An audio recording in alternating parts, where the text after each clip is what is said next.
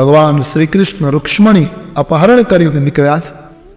દુર્ગાની પૂજા કરવા માટે રૂક્ષ્મણી ગયા અને ત્યાંથી સીધા શ્રી કૃષ્ણ અપહરણ કરી લે છે.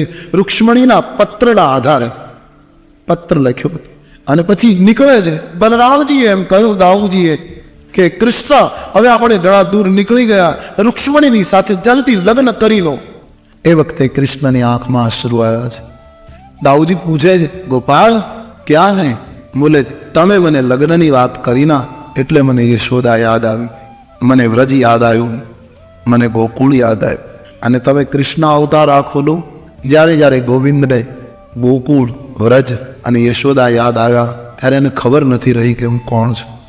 આંગળી ઉપર સુદર્શન ચક્ર ચડાવે તો આખું બ્રહ્માંડને ચક્રાવે ચડાવનારા કાળનો કાળ, પણ પછી મથુરાની હવેલી હોય કે દ્વારિકાની સોનાનો એ મહેલ હોય કે હસ્તિનાપુર હોય, પણ ભગવાન કૃષ્ણને જ્યારે જ્યારે યશોદા અને નંદનું સ્મરણ થયું છે ત્યારે એના નેત્રમાંથી અશ્રુ વહ્યા. આપને કથા સુની હોગી કે મથુરાના રાજભવનમાં ભગવાન શ્રી કૃષ્ણ જમવા બેસે, દેવકીજી થાળી પીરસે અને પહેલી વાર ઘટના બની, થાળીને ધક્કો મારી કૃષ્ણ ઊભા થઈ ગયા. દેવકી માને બહુ આઘાત થયો કે આજે ગોપાલ કેમ જમ્યો નહીં. માં રડી પડી, કૃષ્ણ આપને કક્ષો में वो भी रोने लगा. ઉદ્ધવજી આવ્યા છે. દેવકી માને રડતા જોઈને પૂછ્યું, માં શું છે? બોલે, ઉદ્ધવ આજે ગોપાલને કુછ ખાધા નહીં. ઉદ્ધવ પૂછી શકતી નથી, પણ ક્યારેક ક્યારેક બહુ ઉદાસ. ઉદ્ધવ મને લાગે છે કોઈને યાદ કરે છે, આજે ક્यों નહીં ખાયા? ઉદ્ધવજી દોડીને કૃષ્ણના કક્ષમાં ગયા છે. ભગવાન કૃષ્ણ રડે છે, પ્રભુ ગોવિંદ હા શું છે? કુછ નહીં ઉદ્ધવ. બોલે, મહારાજ આપ થાળી ઠુકરાવીને આવ્યા, દેવકી માને કેટલું લાગી આવ્યું જોયું, કેટલું રડે. બોલે, ઉદ્ધવ હું શું કરું, મેં મજબૂર હું. लेकिन ऐसी मजबूरी क्या है बताइए. बोले, उद्धव તમે માને કહી દો કે હવે પછી માં તમારી થાળી કોઈ દિવસ કૃષ્ણ નહીં ઠુકરાવે, પણ એક શરત કરી દો કે મારી થાળીમાં બધું કોઈ પણ વાનગી પીરસે, પણ મહેરબાની કરીને ગોરસ ન પીરસે. કેવું ઉદ્ધવ? હું ગોરસ જોઉં છું તો મને મારી યશોદામાં યાદ આવે. ઉદ્ધવ મને વ્રજની યાદ ન દિલાવ. યશોદાના હાથ સિવાય ગોરસ કોઈનું ખાતો નથી. ઉદ્ધવ મને વ્રજ બહુ વાલો છે. ઉદ્ધવ શરીરથી અહીંયા છું, ઉદ્ધવ आत्मा ने मन व्रजमा खोवे છે. ओह बड़ा अद्भुत चरित्र है कृष्ण चरित्र, बड़ा प्रेम पूर्ण चरित्र है कृष्ण चरित्र. भक्ति की उन्मुक्त गंगा बही है कृष्ण चरित्र में, उन्मुक्त बही है. क्या बताए कृष्ण चरित्र, बड़ा अद्भुत. आपे कथा સાંભળી હશે, આંસુની કથા છે કૃષ્ણ ચરિત્ર. 11 વર્ષ 52 દિવસ ગોકુળમાં લીલા કરી.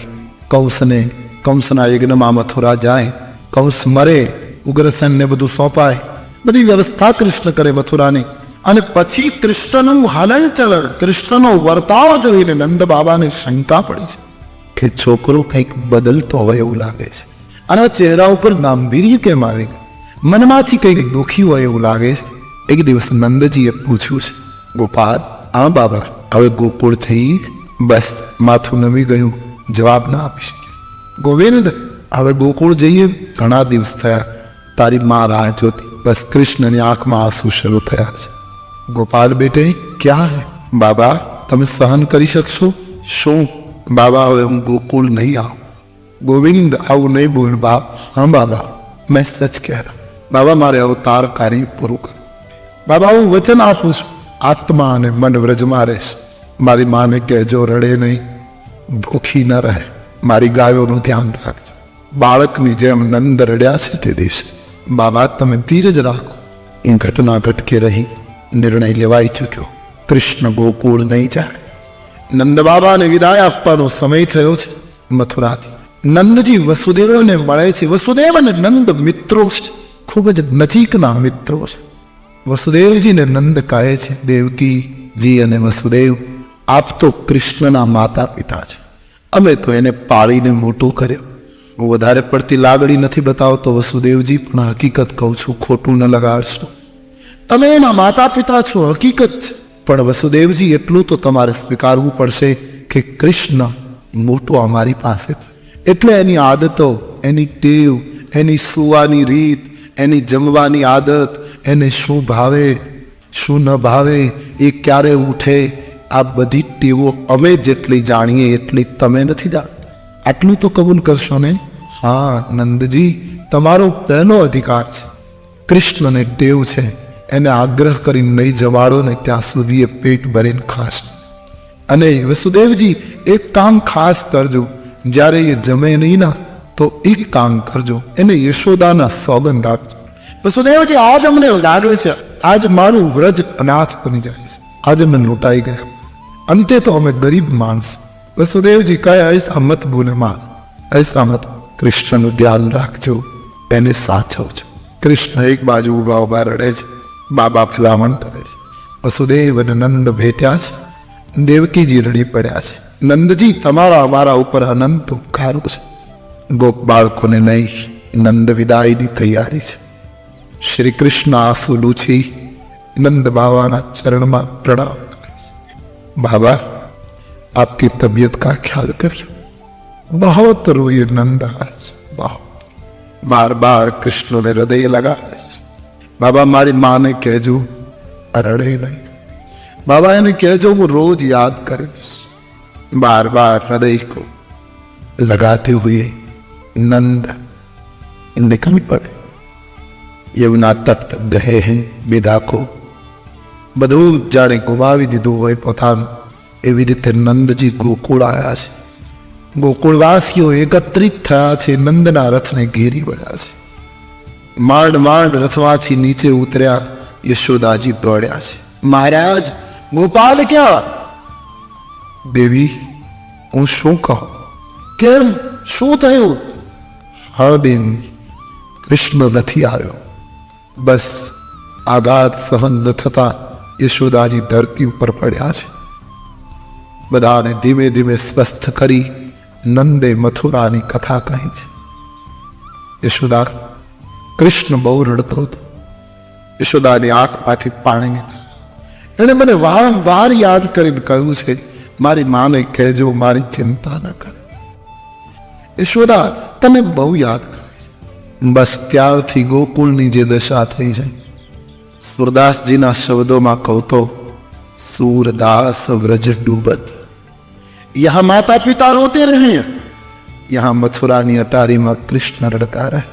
दोनों और प्रेम पलता है मैथिली शरण गुप्त. प्रेम दोनों और समान रूप से बहता. प्रेम में एक देशी पण नहीं होतु, समानता रहती हुई दोनों और प्रेम पलता है. नंद बाबा गया पछी कृष्ण ने क्या गमतु कोई पोतानु जतु रहू एवं लागे. બહુ ઉદાસ રહે છે. સંધ્યાના સમયે અટારીમાં બેસીને વ્રજની સામે મુખ રાખી રડ્યા કરે છે. એ વ્રજની સંધ્યા યાદ આવતા હૃદય ભરાય છે. દિવસો વીતે છે. એક દિવસ ઉદ્ધવજીએ પૂછ્યું છે, તમે વ્રજને આટલું બધું કેમ યાદ કરો? ગોકુળ આટલું બધું, વૃંદાવન આટલું બધું પ્રિય છે? બોલે, ઉદો તને શું ખબર પડે? પ્રેમ ત્યાં. એક કામ કરીશ. શું? મારો સંદેશ લઈને ગોકુળ જઈશ. ઉદ્ધવે કહ્યું, પણ હું ભણેલો માણસ, એ ગામના ગ્રામીણ માણસો મારી ભાષા કેમ સમજ? બોલે, જા તું કરો. श्री कृष्ण संदेश लई उद्धव ने बड़ी प्रसिद्ध कथा में तो केवल स्पर्श कर रहा हो भगवान श्री कृष्ण के चरणों पर. उद्धव ज्ञान नो पोटलो लईने वेदांत नो अहंकार लईने गोकुळ आव्या छे. प्रसिद्ध कथा. બે ત્રણ ગોપીઓ પાણી ભરીને આવી અને ગામના પાદરમાં ઉદ્ધવને ભેટો થઈ ગયો. ગોકુળના પાદરમાં ઉદ્ધવે ગોપીઓને પૂછ્યું છે, હું કૃષ્ણનો સંદેશ લાવ્યો છું. કૃષ્ણનો સંદેશ લાવ્યો એ સમાચાર સાંભળતા ગોપીઓ પાણીના ગળા નીચે મૂકીને ખડખડાટ હસવા માંડ્યા. ઉદ્ધવે કહ્યું, તમારા ગામમાં મહેમાન આવે એનું સ્વાગત આવી રીતે થાય છે? તમે મારી મશ્કરી કરો? બહોત હસી. બોલે, ક્यों હસતે હો? તો ઉદ્ધવ હસીએ નહીં તો બીજું શું કરીએ? તમે બોલ્યા એવું એટલે હસવું આવે. કેમ? તમે કહો કૃષ્ણનો સંદેશો લાવ્યો. ઉદ્ધવ, સંદેશો એનો આવે જે અમને છોડીને બહાર ગામ ગયો હોય. કૃષ્ણ તો હમણાં અમને યમુનાને કિનારે માથા ઉપર પાણીના ગળા ચડાવતો હતો, તમે કાગળ લાવ્યા કોનો? અક્કલ તો ઠીક હે ના ઉદ્ધવ? હવે વેદાંતી कितना शब्द का बोझ लेकर आया था गोकुल. तारो धक्को उद्धव ने ये लाग्यो કે મેં વેદાંતમાં ભણ્યું શીખ્યું અને પ્રવચન કર્યું કે ઈશ્વર વ્યાપક છે. આ ગોપીઓ તો અનુભવ કરે છે કે ઈશ્વર વ્યાપક છે. ઉદ્ધવ આગે પૂછ્યું નંદ બાબાનું ઘર ક્યાં? ત્યારે ગોપીઓ રડી પડી છે. નંદ નામ કોઈ લઈ ત્યાં ગોપીઓની આંખમાં આંસુ આવે છે. ઉદ્ધવ નંદનું ઘર મથુરા વાળાને પૂછવું પડે. હા, અજાણ્યો માણસ પૂછવું તું પણ. બોલે નંદનું ઘર ન પૂછાય ઉદ્ધવ. તો આ પાણીનો જે રેલો ચાલ્યો આવે છે ને, હા, આ વર્ષાનું પાણી નથી, ઘર વપરાશનું પાણી નથી, કોઈ તળાવ ફૂટી ગયું હોય ને બજારમાં પાણી નીકળ્યું પાણી નથી. તો આ પાણીની ધારાએ ધારાએ ચાલો.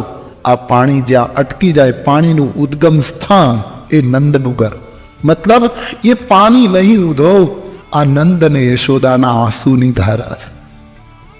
રોતે હે 24 ઘંટો ઉદ્ધવ, કૃષ્ણ કૃષ્ણ કૃષ્ણ. ઓ ઉદ્ધવને એક પછી એક અકલ્પ અનુભવ થઈ રહ્યો છે પ્રેમનો. એ પાણીની ધારાએ ઉદ્ધવ નંદને ઘરે પહોંચે છે. એક ચારપાઈ, નંદજી ચારપાઈ પર બેઠા છે, યશોદાની બાજુમાં બેઠા છે. બંનેના શરીર સાવ સુકાયા છે. ગોપીઓએ આવીને નંદ બાબાને જગાડ્યા. બાબા, મથુરાથી મહેમાન આવ્યા છે. કોણ? ઉદ્ધવજી આવ્યા છે. નંદજી લાકડીને ટેકે ઉભા છે. આઈએ ઉદ્ધવજી પધારે.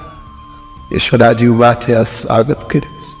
ઉદ્ધવજી જલ્દી બતાવો, અમારો કૃષ્ણ કેમ છે? બસ બોલતા બોલતા રડી પડ્યા છે. આખું ગોકુળ એકત્રિત, કૃષ્ણ સંદેશ આવડત બધી વાત કરી છે. ખૂબ સંદેશ આવ્યો છે. ઉદ્ધવે કહ્યું વ્રજનો પ્રેમ જોવાયો છે. અમે શું પ્રેમ બતાવીએ? ઉદ્ધવ યશોદાએ કહ્યું અમારામાં જો સાચો પ્રેમ હોત તો કૃષ્ણના વિરહમાં અમારું મોત ન થયું. અમે શું પ્રેમ જોવો હોય તો ઉદ્ધવ સામેના છાપરામાં એક ગાય છે કૃષ્ણની પ્યારી.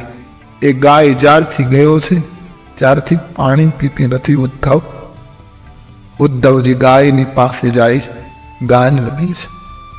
વ્રજની દશા, ગોકુળની દશા ઉદ્ધવે જોઈ છે. ધૂન રોકાયા છે. શ્રી રાધેને મળે છે. રાધાજીને સમજાવવાની કોશિશ કરી છે ઉદ્ધવજી. ઈશ્વર તો વ્યાપક છે, એનામાં મન લગાડો. રાધાજીએ કહ્યું ઉદ્ધવ, મથુરા વાળાને ભગવાને 5 મન આપ્યા લાગે છે કે એક મન અહીંયા લગાડે ને એક મન અહીંયા લગાડે. અમને ગોકુળ વાળાને તો એક જ મન મળ્યું છે અને સો ગયા શામ સંગ. ઉદ્ધવ મન ન ભય 10-20. સુરદાસ કે 5-10 मन नहीं कि कहीं लगाड़े कहीं लगाड़े, एक जो था वो गया कृष्ण के साथ. हमारे पास हमारा मन है ही कहाँ? मन होता तो कहीं लगता. काम में, सेवा में, निद्रा में, जागवामा क्या तो लागत मन जेवो કંઈક હોત તો. मन ही नहीं એટલે મુશ્કેલી છે ઉદ્ધવ. શું કરીએ? अब तो जीवन में रोना ही रोना है. ઉદ્ધવની આંખમાં અશ્રુ ભરાણા. વેદાંતીએ પ્રેમની કંઠી વ્રજવા બંધા. ભાવની દીક્ષા લીધી, ભાષા વિદે પંડિત પ્રેમી બન્યો. આજ પણ રોકાય છે.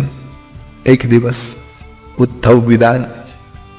નંદ યશોદા અને વ્રજના માણસો, ગોકુળવાસીઓ નંદને વિદાય આપે છે. એ વખતે યશોદાજીએ એક માટીની કુલડી, એમાં ગોરસ ભર્યું છે, એના ઉપર એક કપડું બાંધ્યું અને એક મોર પીછ લઈને ઉદ્ધવને આપ્યું છે. ઉદ્ધવ, આ ગોરસ કૃષ્ણને આ, એને કહેજે તારી માએ મોકલ્યું છે. આ મોર પીછ મારા વતી કૃષ્ણના માથા ઉપર લગાડજે. ઉદ્ધવ, એને કહેજો યશોદા બહુ યાદ કરે છે. એને પૂછજો મેં ખાંડણીએ બાંધ્યો તો એનું ખોટું તો નથી લાગ્યું. હું ક્યારેક એનો ગાલ પકડતી હતી, ક્યારેક ઠપકો આપતી હતી. ઉદ્ધવ હવે પસ્તાવો કે આવું નહીં કરું છું. મેં ક્યારેક એને ભૂખ્યો રાખ્યો છે. ઉદ્ધવ, ગુસ્સો આવતો ને તો એમ કહેતી હું આ ટંક તને જમવા નહીં દઉં, તું બહુ સતાવે છે. ઉદ્ધવ કહેજો તારી મા માફી માંગે છે. ઉદ્ધવની આંખમાંથી આંસુ રહે. પણ હદ ત્યારે થઈ જ્યારે નંદ બોલ્યા છે. નંદ બાબાએ ઉદ્ધવને કહ્યું છે ઉદ્ધવ, મારો એક સંદેશો આપજો. શું? કૃષ્ણને કહેજો તારા બાબાએ કેવડાયું છે. શું? એને કહેજો આ વ્યંગ નથી, આ કટાક્ષ નથી, આ અમારી ઈચ્છા છે. બોલો બાબા. ગોવિંદને કહેજો ભાઈ તું તો મથુરાની મોટી હવેલીમાં નિવાસ કરે છે ના, તો એ હવેલીમાં કેટલા નોકર ચાકરની જરૂર પડતી હશે. ઉદો અમારી હૃદયની ઈચ્છા છે. એને કહેજો કે તારા મહેલમાં કામવાળાની જરૂર હોય તો મને યશોદાને કામવાળા તરીકે બોલાવી લે. ઉદો અમે એના વાસણ માંજીશું. મીરાને કહાનું ચાકર રહેશું, બાગ લગાશું, નિત ઉઠી દર્શન પાસું, વૃંદાવન કી કુંજ ગલિન में ગોવિંદ લીલા ગાસું, गिरधारी लल्ला मोहे चाकर રાખો છે. ઉદ્ધવ વ્રજનો પ્રેમ સંદેશ લઈને, વ્રજના આંસુઓને લઈને, व्रज के जो फूल है अश्रु, इन ताजा नित नूतन पुष्पों को लेकर उद्धव मथुरा की ओर बढ़ा. बार बार मुड़ के देखता है गोकुल को. धन्य है गोकुल, धन्य है व्रज. बस रोते रहे निस दिन